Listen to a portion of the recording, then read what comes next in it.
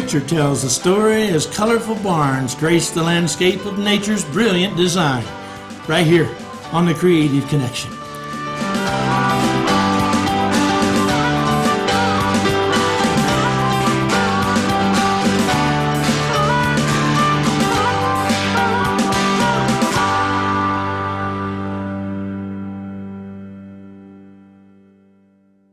When driving along America's roads and highways, we find remnants in every state of what once was, and still is, the family farm. These remnants may range from an old horse-drawn plow to a converted one-row cotton picker, where they do indeed remind us of a not-so-distant past. Here in my home state, our focus is upon Missouri's barns, as they are found laced along the roadside in the picturesque colors of nature's design. Some of these barns are made of cypress, a native tree to southeast Missouri's Boot Heel, as the territory flanks the northwestern border of Tennessee, separated by the mighty Mississippi River, yet commonly joined by the famous New Madrid Fault, from which Reelfoot Lake was formed, resulting from the earthquake of 1811. Cypress barns are generally recognized by a unique shade of gray, seasoned by the weathering of time. It seems no matter what kind of trauma may befall the structure, some are left standing to the level at which they were built. I've seen at least one with its corner post missing, save the 12-row cultivator. We see less of them today as a result of agricultural production trends, along with the expansion of new rural residential facilities.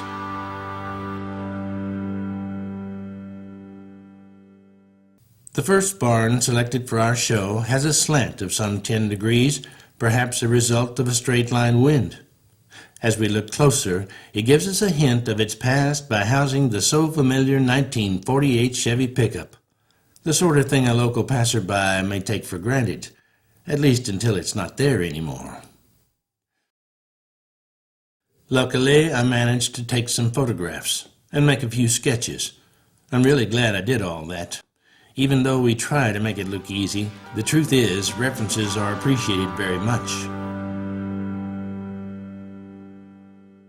Most of us would conform so as not to disagree to the statement, drawing is the mother of all art, which is exactly what must be done, regardless of the fact paintings are generally a result of technique.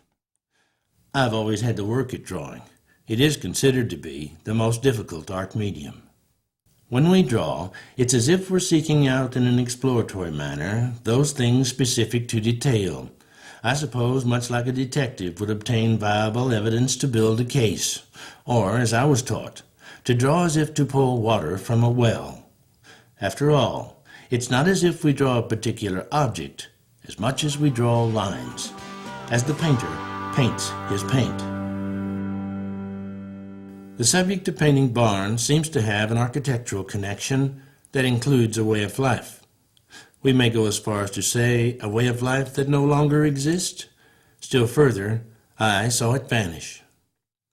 Indeed, the picture does tell the story, as curiosity may get the best of us to ask, what's the box for, attached midway there in the front? I can think of a couple of reasons. It may hold tools for certain maintenance tasks, where everyone has access. It could be a feed box, perhaps to feed a horse some oats, having access from storage inside.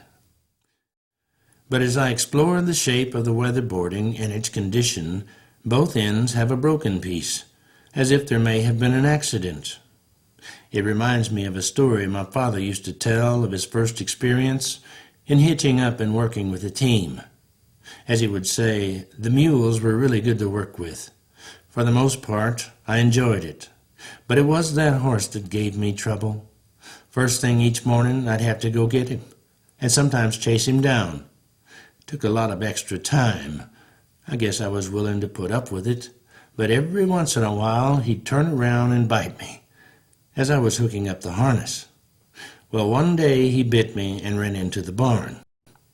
I went in after him and shut the door behind me, holding a pitchfork, and chased him around in a circle until I was close enough to drive it home. While running out slamming the door behind me, I could hear him snarling and kicking the barn walls from one end to the other, as pieces of weatherboarding splintered the air.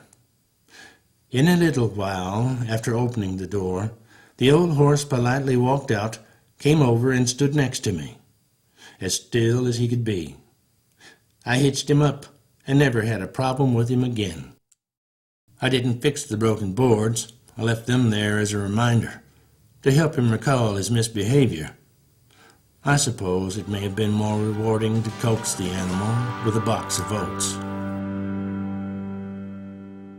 Along with an assortment of brushes and several different variations of color and paint, I'm never without the fundamental pigments of red, yellow, and blue, from which all other colors evolve, and of course, masking tape.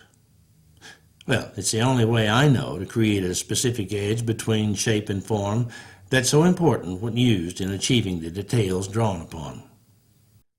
So, in starting with the background, working in details, we move to the foreground, stopping along the way to recall the nostalgia associated with our 1948 Chevy pickup. I suppose every generation has its 1948 Chevy pickup and claims it doesn't get better than this. But the innovation since that time led to this generation's discovery that our time belongs to us, utilized for individualism, entertained by creativity. Well, to get back to the reality of the matter, I've wondered quite a while now just exactly how I'm going to paint this truck in a fixer-upper delight, as not one of us at one time or another hasn't wished for such a project. As a matter of fact, I believe someone was fixing it up, judging by the painted roof and primer-sprayed sides with drop claws left in the truck bed. Maybe they were the lucky ones to have had such a project, perhaps to discover the old truck may have already seen its better days. In working from the general to the specific, it may seem difficult to paint weeds in with tall, overgrown grass, let alone a field of soybeans where every plant is the same. A lot of it has to do with the relationship of parts, as light to dark, with thin lines, thick lines, wavy lines, and broken lines, amid the variations of color. But the one thing that takes hold more than anything else is the use of design's property of texture. Although I'll talk more about it in the following segments, I can't help but point out the different varieties of texture in this painting as it reflects upon the artist's technique. The different tools for painting, such as a palette knife, may interpret the ways to create texture by thickening, thinning, scraping, and smearing. I simply prefer to translate it with a brush, and before you know it, it all comes together and there's nothing else to paint.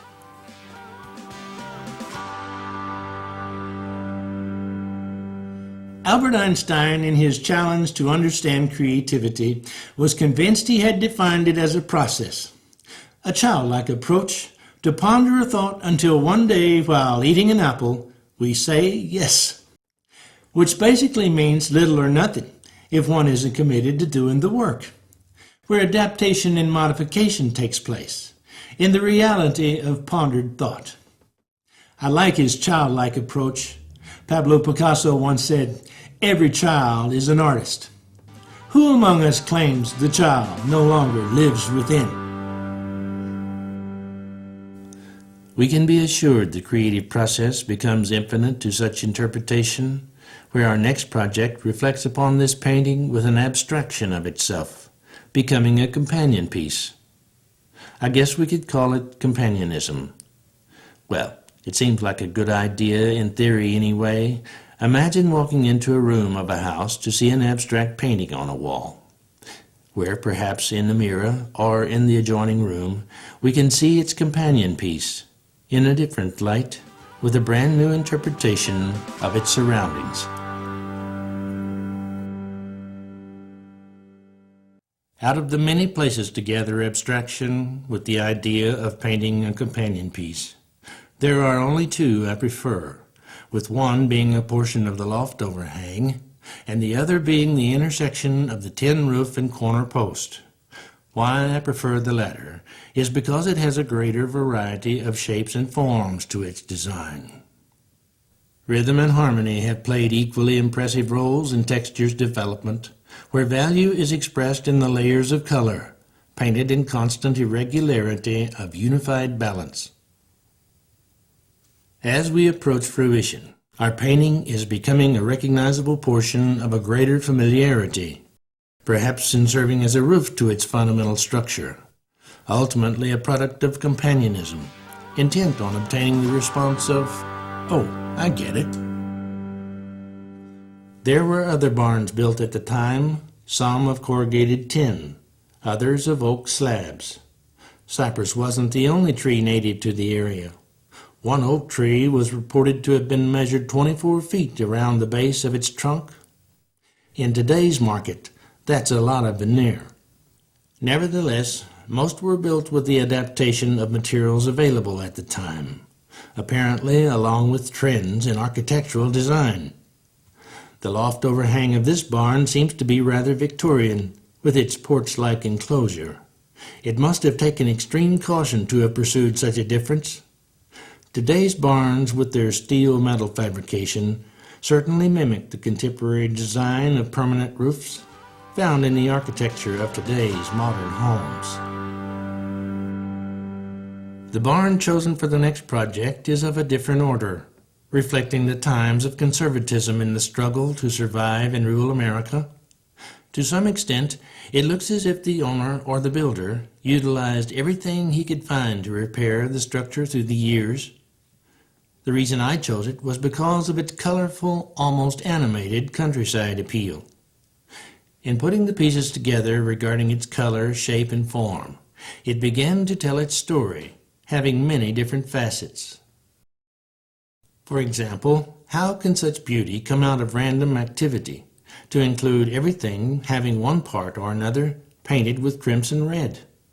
Aside from an assortment of varying colors to include strips of white, streaks of blue, in contrast of rusty browns, the story I got from this exploration reflects the premise: whoever repaired and maintained this barn may have seen it as a painter's canvas and designed it accordingly. One person's response was to say, "It looks like Americana after the government gets through with it."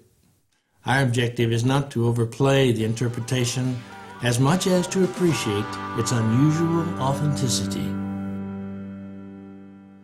I can remember while growing up, we had several barns made of tin. A lot of the material was salvaged or picked up along the roadside after a storm passed through.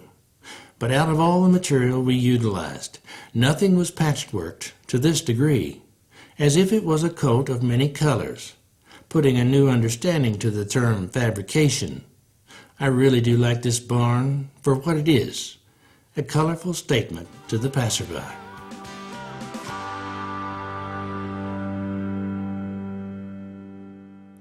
There was another shed at the top of the hill, where the road ends, but I left it out, along with more fencing in and around the barn's entrance. The color of the fence was changed to burnt umber, and the style obtained a cross-tie effect, with an extension to the post length, that seemed to work well in coordinating such a kaleidoscope of color. Just as I accepted the challenge of painting tall weeds in with overgrown grass in our previous painting, this barn offered a road alongside its fence, with a ditch bank that appeared to be mowed on occasion, yet still rather woolly. As I began the background to foreground approach, my ditch became different, but I preferred it over the original.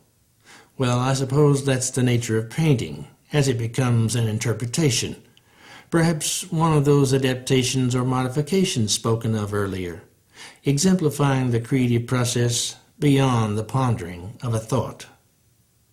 I really had to work at creating this clump of overgrown Johnson grass. The painting just didn't want to be without it.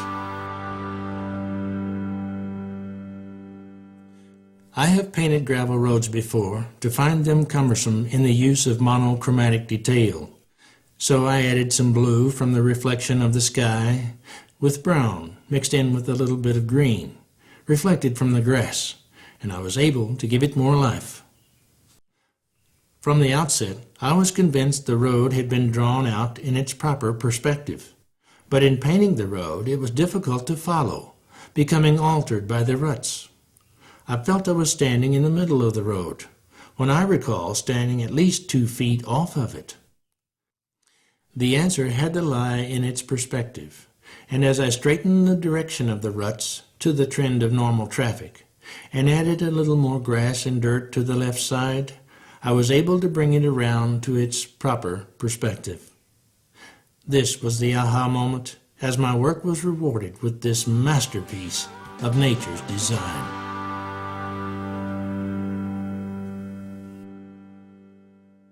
It's always a good idea to keep an open mind regarding modifications.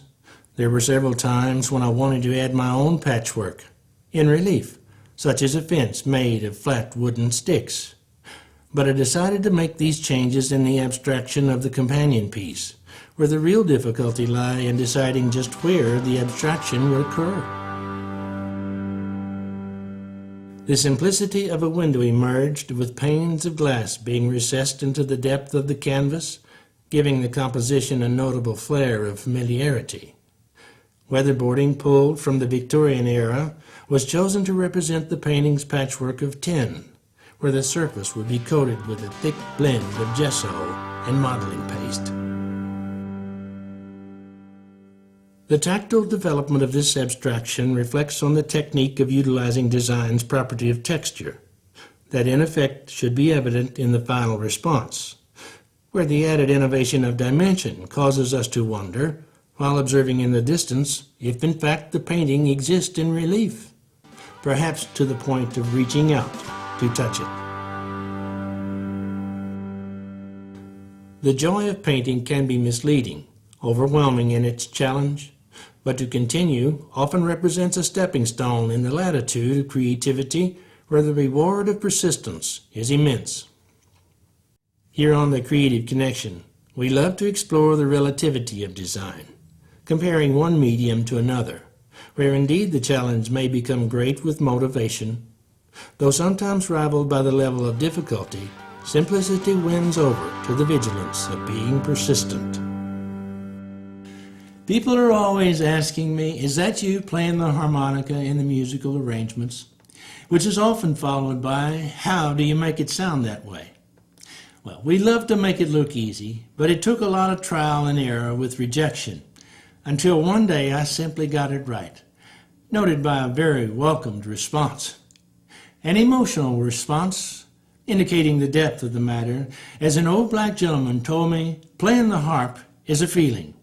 And I suppose it was the ultimate phrase to describe it, as I often recall those stepping stones of technique's proper evolution. As our painting becomes unified, the anticipated response suggests a bit of illusion that indeed makes us want to touch it out of curiosity.